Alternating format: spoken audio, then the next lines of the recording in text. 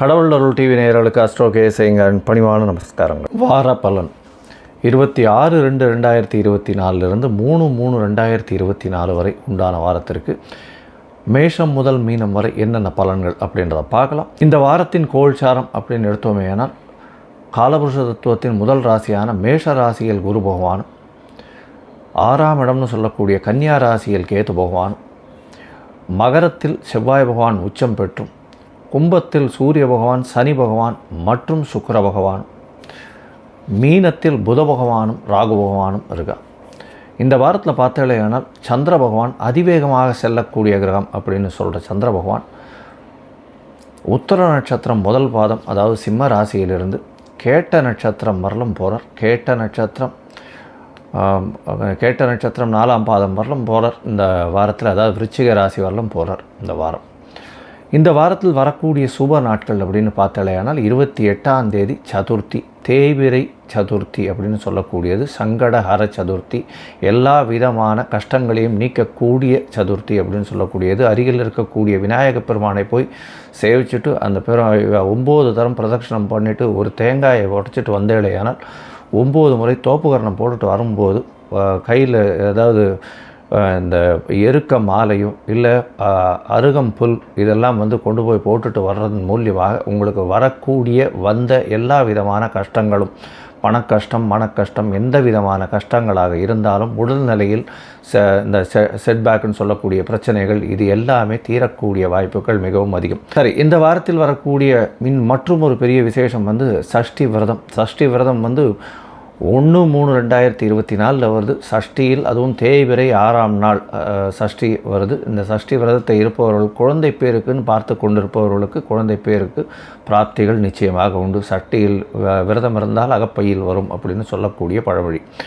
இதை தவிர 3ஆம் தேதி 3/3/2024 அன்றைக்கி அஷ்டகா அப்படின்னு போட்டிருக்கும். அதாவது மார்கழி, தை, மாசி, பங்குனி இந்த 4 மாதத்தில் வரக்கூடிய அஷ்டமி, அதாவது சப்தமி, அஷ்டமி, நவமி இந்த 3 நாட்கள் 4 3 12 நாள், அதாவது தேய்பிரையில் வரக்கூடிய காலகட்டத்தில் இந்த பித்ருக்களை நினைத்து செய்யக்கூடிய அவர்களுக்கு கொடுக்கக்கூடிய கர்மாக்களை சொல்கிறது அஷ்டகா அப்படின்னு சொல்லக்கூடியது.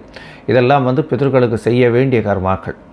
சரி, இந்த வாரம் பார்த்தாலேயானால் எந்தெந்த ராசிக்காரர்களுக்கு சந்திராஷ்டமம்னு பார்ப்போம். கும்ப ராசிக்காரர்கள், மீன ராசிக்காரர்கள், மேஷ ராசிக்காரர்களுக்கு சந்திராஷ்டமம். கும்ப ராசிக்காரர்களுக்கு பார்த்தாலேயானால் சந்திர பகவான் 8ஆம் இடத்தில் மறைகிற, பொதுவாகவே சந்திராஷ்டமம்னா சந்திர பகவான் 8ஆம் இடத்தில் மறையக்கூடிய காலகட்டத்தை சந்திராஷ்டமம்னு சொல்கிறோம். இதன் மூலியமாக மதிகாரகன் மயங்கக்கூடிய காலகட்டம், மதி மயங்கி இருக்கக்கூடிய காலகட்டத்தில் தவறான முடிவுகள் எடுக்கக்கூடும். அதனால் புதிய முயற்சிகள் வேண்டாம். வெளியூர் வெளிமாநில பிரயாணங்கள் வேண்டாம். ஒருவேளை நீங்கள் வெளியூர் போக வேண்டி இருந்தது, இல்லை ஒரு சைன் பண்ண வேண்டிய கட்டாயத்தில் இருந்தீர்களே, ஆனால் இந்த கும்பம், மீனம், மேஷம் இந்த ராசிக்காரர்கள் அருகில் இருக்கக்கூடிய விநாயகர் கோவிலில் போயிட்டு உங்களால் முடிஞ்ச அளவுக்கு பச்சரிசியோ நெல்லோ தானமாக கொடுத்துட்டு வர்றதன் மூலியமாக சந்திராஷ்டமத்தின் தாக்கம் குறையும் அப்படின்றத சொல்கிறேன். சரி, இந்த உங்களுக்கு இந்த என்னுடைய மொபைல் நம்பர் கீழே ஸ்க்ராலிங்கில் போயின்னு இருக்கும். உங்களுக்கு அஸ்ட்ராலாஜிக்கல் கன்சல்ட் தேவைப்பட்டதுன்னா எனக்கு ஃபோன் பண்ணுங்க. சரி, இப்போ மேஷம் முதல் மீனம் வரை 26/2/2024 3/3/2024 வரலும் உண்டான பலன்களை பார்க்கலாம். விருச்சிகம், விசாகம், அனுஷம், கேட்டை இந்த 3 நட்சத்திரம் 9 பாதங்களை கொண்ட ராசி. ராசியின் அதிபதி செவ்வாய் பகவான் ராசிக்கு 3ஆம் இடத்தில் உச்சம் பெற்றிருக்கிறது பெரிய விசேஷம். முயற்சிகள் அனைத்தும் வெற்றி வரும். எந்த ஒரு முயற்சியாக இருந்தாலும் நிச்சயமான ஒரு வெற்றி வரக்கூடிய வாய்ப்புகள் நிச்சயமாக உண்டு. உங்களுடைய ராசிக்கு பார்த்தீங்கன்னா 4ஆம் இடத்துல அர்த்தாஷ்டம சனி பகவான் இருக்கார். 10ஆம் அதிபதியும் சேர்ந்து 4ஆம் இடத்துல இருக்கிறதும் 12ஆம் அதிபதியும் சேர்ந்து இருக்கிறதுனால தொழிலில் சிறு சிறு பிரச்சனைகள் வரும். சிறு செலவுகள் கொஞ்சம் அதிகமாக இருக்கக்கூடிய காலகட்டமாக இருக்கும். இருந்தாலும் சுக்கிர பகவான் திக்பலம் அடைகிறது பெரிய ஏற்றத்தை கொடுக்கக்கூடிய காலகட்டமாக இருக்கும். என்னென்னா உங்களுக்கு தொழிலில் அதுவும் இந்த ரியல் எஸ்டேட் தொழில் பண்ணுறது, செங்கல், மணல், ஜல்லி, பெயிண்டிங் பிஸ்னஸ்ஸு, அதை தவிர இது சுண்ணாம்பு அடிக்கிறது, இந்த மாதிரியான தொழில்களில் இருக்கிறவாளுக்கு, பேஸ் லேபர்ஸ் இருக்கிறவாளுக்கு பெரிய ஏற்றம் கிடைக்கும். மருத்துவம் சார்ந்த மருத்துவத்துறையில் இருக்கிறவாளுக்கு பெரிய ஏற்றம் கிடைக்கக்கூடிய காலகட்டமாக இருக்கும்.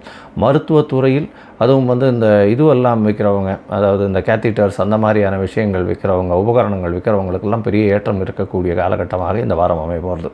இந்த வாரத்தில் பார்த்தாலேயானால் உங்களுடைய ராசிக்கு 5ஆம் இடத்தில் இருக்கக்கூடிய ராகு பகவான் நல்ல ஒரு ஏற்றத்தை கொடுக்க போகிறார். திடீர்னு ஒரு சேஞ்ச் உங்களுடைய லைஃப்பில் வரக்கூடிய வாய்ப்புகள் நிச்சயமாக இருக்கும். ஏன்னா ராசியின் அதிபதி உச்சம் பெற்று போயிருக்கிறது பெரிய விசேஷம். உங்களுடைய ராசிக்கு 2, 5ஆம் அதிபதி 6ஆம் இடத்தில் இருக்கிறதுனால புதிய கடன் வாங்கக்கூடிய வாய்ப்புகள் உண்டு. புதிய வீடு மனை வாங்கக்கூடிய வாய்ப்புகள் இந்த வாரம் அமைகிறது. 11ஆம் இடத்தில் இருக்கிற கேதுவின் மூலியமாக நல்ல ஒரு ஏற்றம் இருக்கும்.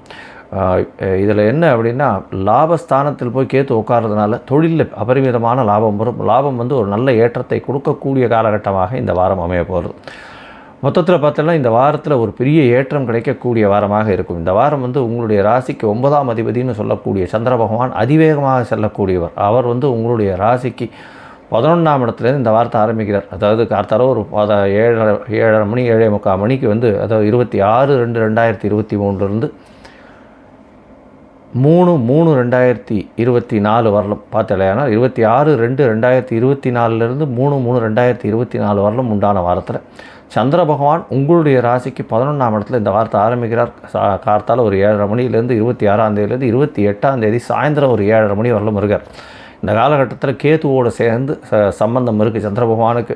இதன் மூலியமாக தந்தையின் உடல் நலத்தை கொஞ்சம் ஜாகிரதையாக பார்த்துங்க. ஏன்னா 9ஆம் அதிபதி கேத்துவோட சம்பந்தம், சூரிய பகவான் சனியோட சம்பந்தம். அதனால் தந்தையின் உடல்நிலையில் பிரச்சனைகள் வரக்கூடிய வாய்ப்புகள் மிகவும் அதிகம். ஜாகிரதையாக இருக்கிறது நல்லது. உங்களுடைய உடல்நிலை நல்லபடியாக இருக்கக்கூடிய காலகட்டம். ஏன்னா உங்களுடைய ராசிநாதன் உச்சம் பெற்று இருக்கிறதுனால தாயினுடைய உடல்நிலையில் சற்று கவனமாக இருக்கிறது ரொம்பவும் நல்லது. 11ஆம் இடத்தில் இருக்கக்கூடிய சந்திர பகவான் நல்ல ஒரு ஏற்றத்தை கொடுப்பார். தந்தையின் மூலியமாக சொத்து ஏதாவது வர வேண்டியிருந்ததுன்னா அது கண்டிப்பாக வரக்கூடிய காலகட்டமாக இருக்கும். மூத்த சகோதரிகள் மூலியமாக நல்ல ஒரு ஏற்றம் கிடைக்கக்கூடிய காலகட்டமாக இந்த வாரம் அமைகிறது. உங்களுடைய ராசிக்கு 12ஆம் இடத்துல சந்திர பகவான் வரார். அது வந்து 28ஆம் தேதி